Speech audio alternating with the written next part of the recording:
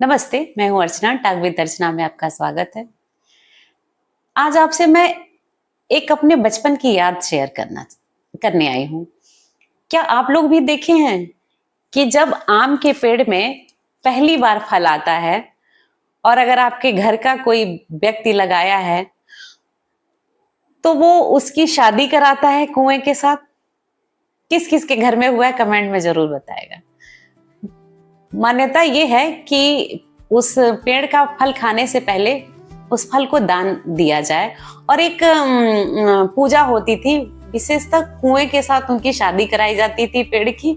ये हम लोग बचपन में सुनते थे और बढ़िया प्रोग्राम होता था, खाना पीना होता था, लोग आते थे। एक शादी जैसा ही बिल्कुल वैसा ही कार्यक्रम होता था। कितनी गहरी सोच थी। मुझे याद है मेरी दादी हमेशा कहती थी कि अपने जीवन में कम से कम 5 पेड़ जरूर लगाना चाहिए इंसान को। वो ये भी कहती थी कि अगर आपके जितने बच्चे हैं उन बच्चों के नाम से 5-5 पेड़ लगाना चाहिए। अगर इतना भी ना किसी से हो सके तो अपने पूरे जीवन में 5 पेड़ तो जरूर लगाना चाहिए। कितनी गहरी बात है ये। हमें लगता है वो धरती पर जब जीवन लाते थे तो अपनी जिम्मेदारी सिर्फ यही नहीं थी कि हमें धरती पर जीवन लाना है, उस जीवन को पोषित करने के लिए एक शुद्ध वातावरण तैयार करते थे।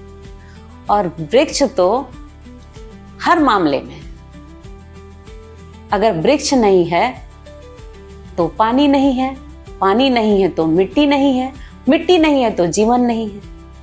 इसलिए वृक्ष की इतनी उपयोगिता थी उन लोगों के जीवन में और उसको इन पुण्य और पाप से जोड़ा गया था कि ये पुण्य का काम है।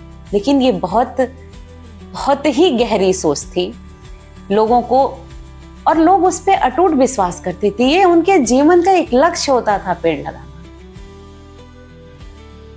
वो सिर्फ धरती पर जीवन लाने ही अपनी जिम्मेदारी नहीं समझते थे, उस जीवन के प्रति भी अपनी जिम्मेदारी समझते थे।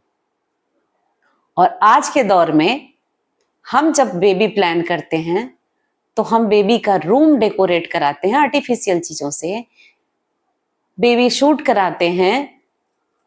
जितनी भी आर्टिफिशियल चीजें होती हैं हम बेबी के लिए करते हैं। हम बेबी को के लिए ऑक्सीजन खरीदते हैं, वाटर खरीदते हैं, लेकिन हम उनके लिए पेड़ पौधे लगाने की बात नहीं सोच सकते। हम अपने आप को मॉडर्न कहते हैं कि हम बहुत मॉडर्न हैं। जरा सोचिएगा, आप मॉडर्न हैं या वो लोग मॉडर्न थे?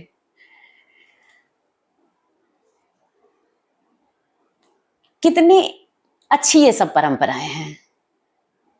हम लोग बहुत तरह की परंपराएं फालतू का निभाते हैं कि हमारे घर में ये हो रहा था, ऐसे होता है तो हम भी ऐसे करेंगे, ये पूजा ऐसे होती थी, ये त्योहार ऐसे होते थे तो हम ऐसा करेंगे।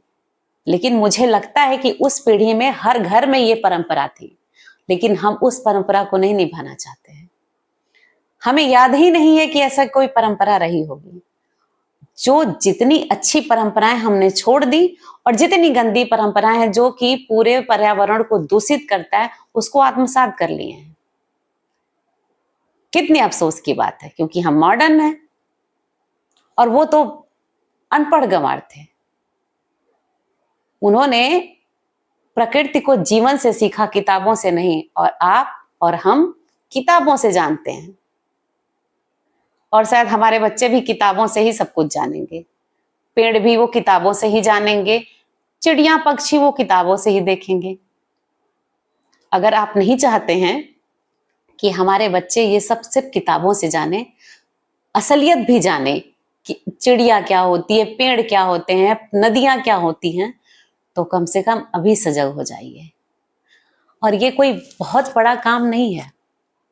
हर इंसान को छोटे छोटे कदम अपने लेवल पे उठाने ही चाहिए। बहुत कुछ ना कर सके तो अपने परंपराओं को ही जीवित रखिए, इतना ही बहुत है। और जिस जिसके घर में ये परंपरा रही होगी, जिसने बचपन में जिया और देखा होगा, वो कमेंट में जरूर बताएगा। हम बचपन के बाद जब मेरी शादी हुई तो हम अपने ससुराल में देखे कि मेरे ससुराल में बगल में ये प्रोग्राम था, मुझे बड़ा मजा आया इसको देख के और अपना बचपन याद आ गया। फिर उसके बाद मैंने ये प्रोग्राम कहीं नहीं देखा, किसी के मुंह से नहीं सुना। अगर मेरे बात से आप इत्तेफाक रखते हो और आप भी अपने लाइफ में अपने बचपन में ये दिन देखे हो तो कमेंट में जरूर बताइएगा और शेयर कीजिएगा इस वीडियो को। धन्यवाद। जय भोलेनाथ की।